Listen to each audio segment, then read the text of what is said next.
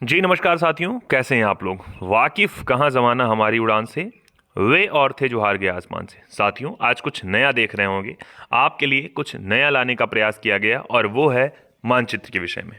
यानी इतिहास का सेक्शन आपका कंप्लीट हुआ, यानी थियरी आपकी कंप्लीट हुई, क्वेश्चन आंसर कंप्लीट हुआ, लेकिन आपका जो बच रहा है वो है आपका मानचित्र। यानी साथ ही साथ अगर मानचित्र की गतिविधियां भी समझते रहेंगे तो जगहें आपको समझ में आती रहेंगी और वर्तमान परिपेश परिभूमि पृष्ठभूमि से आप उसको जोड़ पाएंगे। यानी इतिहास को वर्तमान से जोड़ने का काम क्या कर पाएंगे, इतिहास में ये आपका मैपिंग से कर पाएंगे।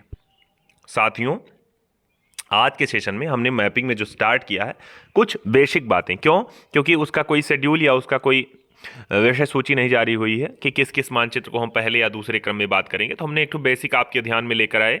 ये हुआ कि चलो उत्तर प्रदेश के विषय में हम लोग पहले चर्चा करें, कितनी बातें आपको पता है या नहीं पता है। केवल बेसिक बेसिक बातें हम लोग चर्चा करेंगे। तो साथियों, यहाँ ध्यान से देखिए, स्टार्ट करने से पहले अगर आपने सेशन को लाइक नहीं किया तो लाइक कर लीजिए। चैनल को अभी आपने सब्सक्राइब नहीं किया तो सब्सक्राइब कर लीजिए। साथियों, एक नया सा यूट्यूब चैनल हम लोगों ने तैयार किया है कुछ सुरक्षात्मक गतिविधियों की वजह से। तो साथियों, आप लोग उस पर भी वॉच करिएगा और उस पर भी उसको भी सब्सक्राइब करिएगा। यानी त्रिपाठी सर जीएस अयोध्या में 2.0 लगा देंगे तो वो नया वाला चैनल आपका हो जाएगा। ठीक है ना। यहाँ साथियों, बिना समय बर्बाद करे अगर हम स्टार्ट करें, देखिए ध्यान से, खूब मन से हम लोग पढ़ने का काम करेंगे। साथियों, बात अगर उत्तर प्रदेश की आप लोग करते हैं तो हम लोग जिस प्रदेश में रहते हैं, यहाँ हम लोग जिस प्रदेश में वर्तमान समय में निवास करते हैं, इसी का नाम क्या है? उत्तर प्रदेश। यानी आप कह रहे हैं ये हो रहा है उत्तर प्रदेश। यहाँ फिगर आपका चित्र ये बन रहा, मानचित्र मिल रहा है उत्तर प्रदेश का।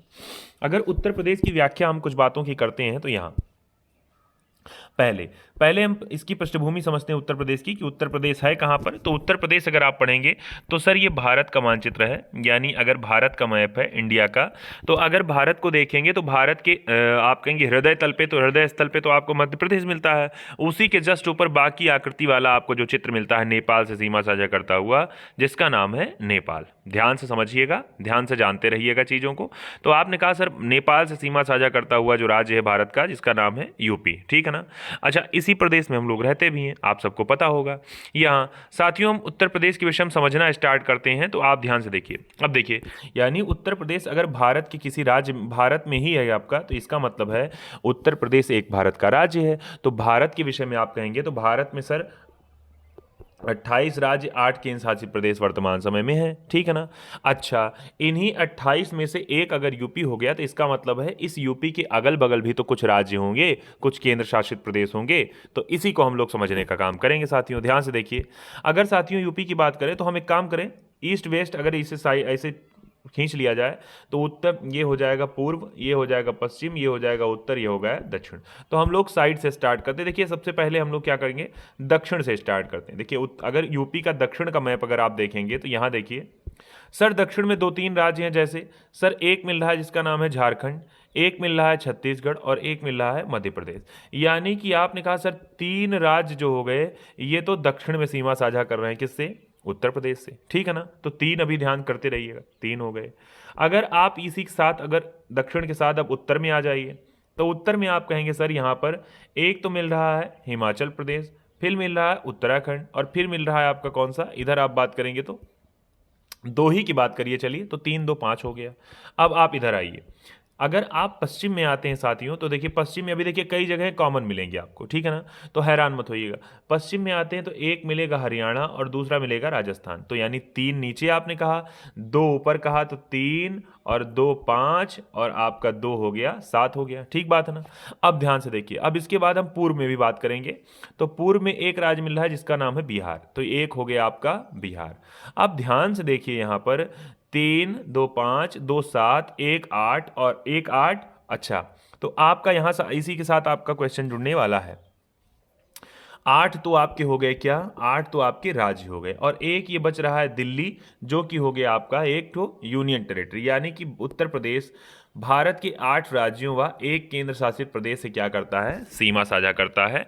ये हो गया आपका एक क्वेश्चन तैयार। अब देखिए, इसी के विषय में आप समझना चाहिए। यानी अगर इसी को ध्यान करना चाहें आप तो मेरे साथ नोट कर लीजिएगा। कैसे?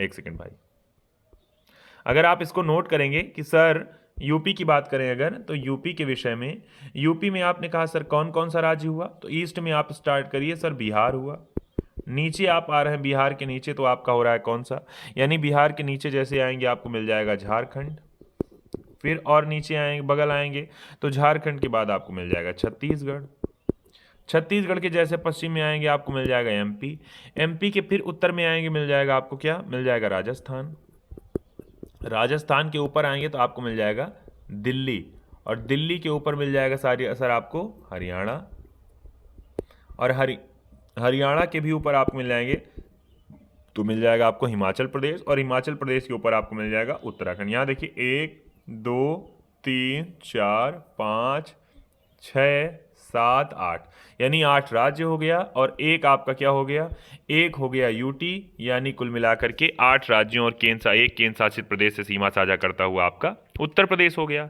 अच्छा ठीक है, अब इसके विषय में कुछ और बातें आप जान गए, यानी प्रदेशों की बात जान गए आप, यानी राज्यों की बात, यही राज्य जो है इन्हीं को प्रदेश कहा जाता है, स्टेट कहा जाता है। तो आप जान गए कि 8 राज्य हैं जो सीमा पे लग रहे हैं इसके, और एक ठो केंद्र शासित प्रदेश है, और साथ में एक ठो देश भी है जिसका नाम क्या है, इसका नाम है नेपाल, यानी भारत जो है वो नेपाल से भी सीमा साझा करता है, ठीक है ना। तो आपने कहा सर 8 तो हो गए राज्य या स्टेट, और आपने कहा एक हो गया यूटी यानी कि केंद्र शासित प्रदेश, और एक हो गया सर देश जिसका नाम क्या है नेपाल, और यूटी का नाम क्या था दिल्ली, ठीक बात है ना। इतना आपके ध्यान में मुझे लगता है हो गया। अब और व्याख्यात्मक हम लोग बात करते हैं, अगर यानी और चीज़ों पर हम बात करें तो यहाँ साथियों, यहाँ राजकीय चीज़ें हम बोलेंगे, अलग बात है, उसको आप लोग सुनिएगा, जानते रहिएगा, अलग विषय है, लेकिन यहाँ समझने का प्रयास करिएगा क्योंकि यहाँ चित्र बना हुआ है। लेखनी शैली में आपको समस्या होगी, क्योंकि लिखेंगे तो इसमें उंगली से ही लिखना है, तो चीज़ें आपको कवर नहीं होंगी, कन्फर्म नहीं होंगी, लेकिन तब भी मन लगाकर आप इसे सुनिएगा। साथियों, अगर उत्तर प्रदेश की बात करें, यानी उत्तर प्रदेश के नामकरण की बड़ी स्थितियाँ बनी, यानी कभी उत्तर प्रदेश को संयुक्त प्रांत कहा जाता था, कभी अवध कहा जाता था, और आज की स्थिति जब इसको उत्तर प्रदेश कहा जा रहा है, ठीक बात है ना। ध्यान करे रहिएगा उत्तर प्रदेश के विषय में कि उत्तर प्रदेश का नामकरण याद होगा 24 जनवरी को हो रहा है, और 24 जनवरी 1950 के बाद से ही अपने जिस प्रदेश में हम लोग रहते हैं इसे उत्तर प्रदेश कहा जा रहा है। इसी वजह से ये 24 जनवरी का जो दिन है, इस दिन हम लोग मनाते हैं किसके नाम से, उत्तर प्रदेश का क्या मनाते हैं, स्थापना दिवस, ठीक बात है ना, ये भी आपको ध्यान में आ गया। अच्छा ठीक है, तो आपने कहा सर उत्तर प्रदेश हम लोग स्थापना दिवस 24 जनवरी को मनाते हैं, क्यों, क्योंकि 24 जनवरी 1950 को उत्तर प्रदेश की यानी उत्तर प्रदेश का नाम पड़ा था, संयुक्त प्रांत से इसका नाम बदल के रख दिया गया था, क्या रखा गया था, उत्तर प्रदेश, ठीक है। अगले पे आते हैं। अब देखिए, यानी उत्तर प्रदेश जब पढ़ रहे हैं तो उत्तर प्रदेश में आप जानते होंगे सर उत्तर प्रदेश की राजधानी भी आपको जाननी चाहिए, क्यों भाई जाननी चाहिए। अगर राजधानियों की बात करें तो इसकी राजधानी में कई बार परिवर्तन रहा, कभी आगरा हुई, कभी प्रयागराज हुई, कभी लखनऊ हुई। तो आप जाने रहिएगा उत्तर प्रदेश के विषय में, उत्तर प्रदेश की जो राजधानी है वर्तमान समय में, इसका नाम क्या है, लखनऊ है। नाम भी चल रहा है कि उत्तर प्रदेश की राजधानी लखनऊ का नाम लक्ष्मणपुरी होने की स्थिति में बन रहा है, यानी उपयोगी सरकार करने की स्थिति में है। तो आप जाने रहिएगा इसके विषय में कि लखनऊ हो रही उत्तर प्रदेश की राजधानी। अच्छा ठीक है, मैंने कहा आज का ये छोटा सा सेशन है, इसमें तमाम सारी बातें आपको पता होंगी, लेकिन देखना है कि क्या आपको और कुछ बातें पता हैं या नहीं होंगी, तब भी और हैं तब भी आप यहाँ केवल और केवल एक ठो इंट्रोडक्शन टाइप का ये सेशन हो रहा है, ठीक है ना। अच्छा, उत्तर प्रदेश की और बात करें तो उत्तर प्रदेश को याद होगा आपने कहा सर 24 जनवरी 1950 की स्थिति जो हो रही उत्तर प्रदेश की, ये कुछ अलग रही होगी, यानी ये तो उत्तर प्रदेश के नाम से जाना जाता था, लेकिन एक स्थिति ऐसी आई साथियों जब उत्तर प्रदेश का हो गया विभाजन। याद करिए, राज्यों का पुनर्गठन तो हो रहा था 1 नवंबर 1956 को, यानी भारत के जितने राज्य हैं सबका हो रहा था पुनर्गठन।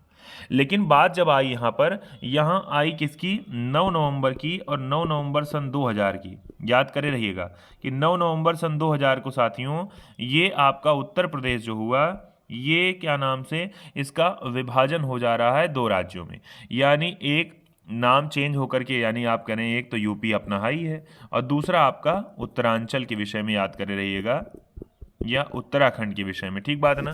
तो ये नया राज्य आपका बन रहा है उत्तराखंड के नाम से, उत्तर प्रदेश को काट करके, ठीक है ना।